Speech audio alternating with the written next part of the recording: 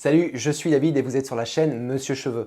Dans cette vidéo, je vais vous expliquer pourquoi la greffe de cheveux n'est pas la solution contre la chute des cheveux.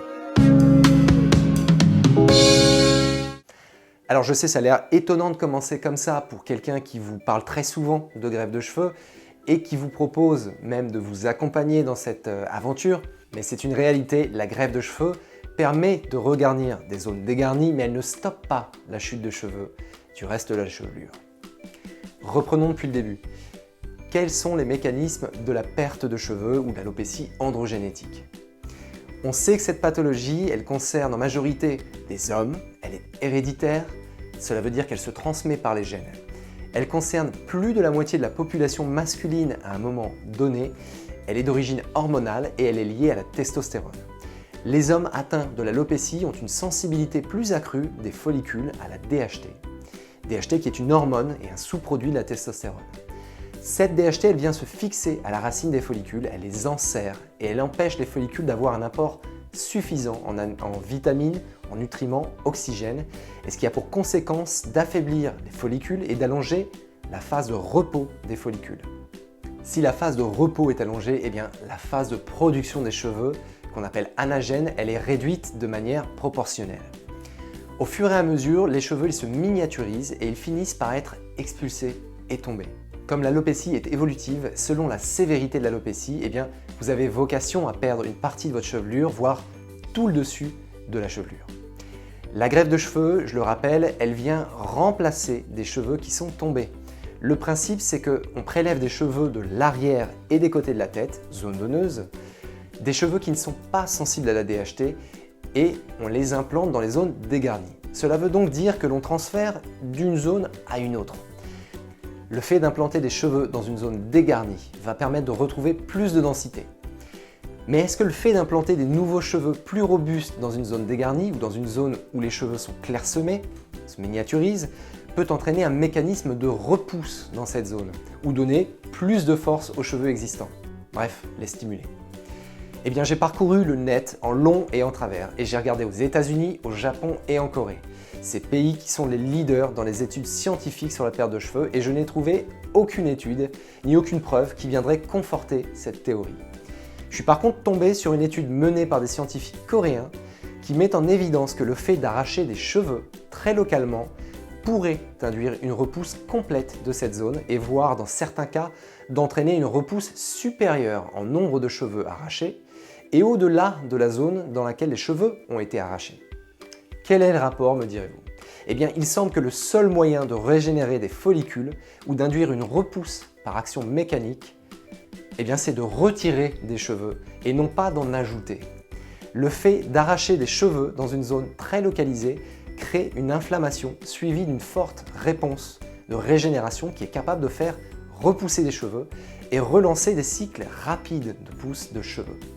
Malheureusement, le fait d'ajouter des cheveux ne va en aucun cas enrayer votre perte de cheveux. Cela n'a aucun effet sur la croissance des cheveux. Cela ne va pas réactiver des cheveux ou follicules en dormance dans les zones qui sont proches des cheveux implantés. Et il y a même des cas où implanter des cheveux peut créer une perte de cheveux réactionnelle. Par exemple, si on implante des cheveux dans une zone où il n'y a pas de perte réelle, mais simplement un affinement des cheveux, eh bien, les nouveaux follicules implantés, ils endommagent les anciens follicules et ils rentrent en compétition avec eux, car ils vont puiser plus d'oxygène, de vitamines, ce qui va déstabiliser les cheveux les plus fins. C'est le cas également lorsqu'on implante trop de cheveux en même temps sur une journée d'intervention.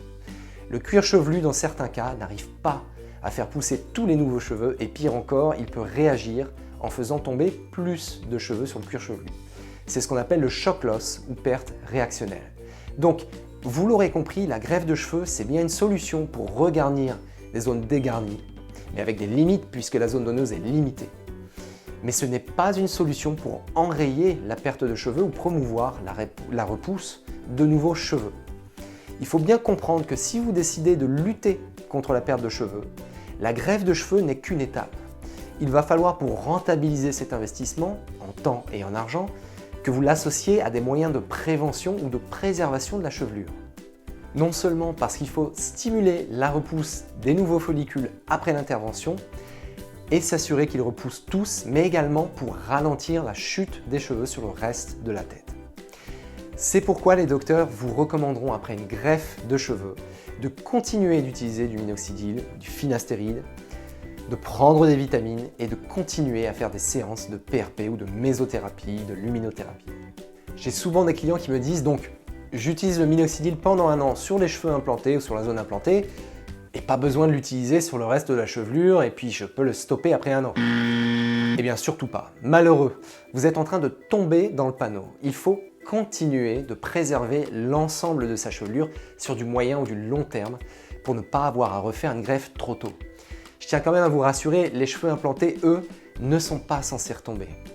Une autre objection que j'entends souvent qui consiste à dire « bon, c'est pas grave, j'attends et je refais une autre greffe ». Oui et non.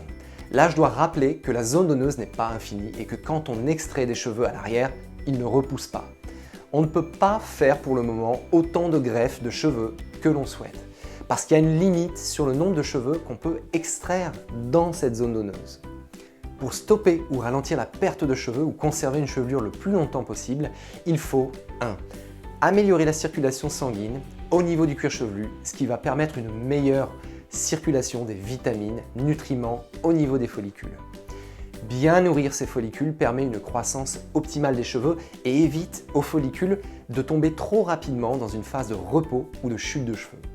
Pour cela, il faut utiliser du minoxidil ou des équivalents permettant d'accroître la circulation sanguine. Vous pouvez aussi faire des massages du cuir chevelu. En améliorant la circulation sanguine, vous créez un milieu plus riche en oxygène et il est maintenant prouvé scientifiquement que dans un milieu riche en oxygène, la conversion de testostérone en DHT est beaucoup moins importante.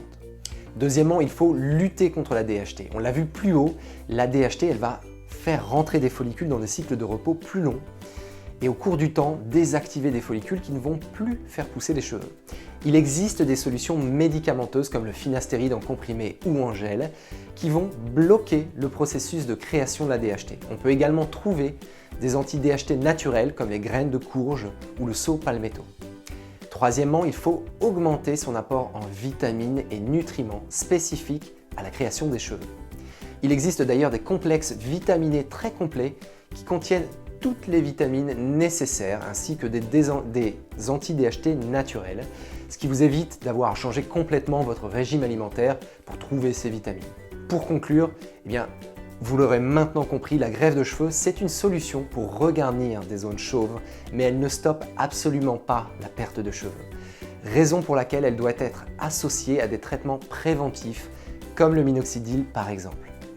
J'espère que cette vidéo vous a plu. Si c'est le cas, je vous invite à vous abonner, à appuyer sur la petite cloche afin de recevoir toutes les notifications. Vous pouvez également aller sur mon site monsieurcheveux.fr et booker un diagnostic en ligne pour recevoir un projet de greffe personnalisé. Je vous dis à très bientôt pour une prochaine vidéo. Tchuss!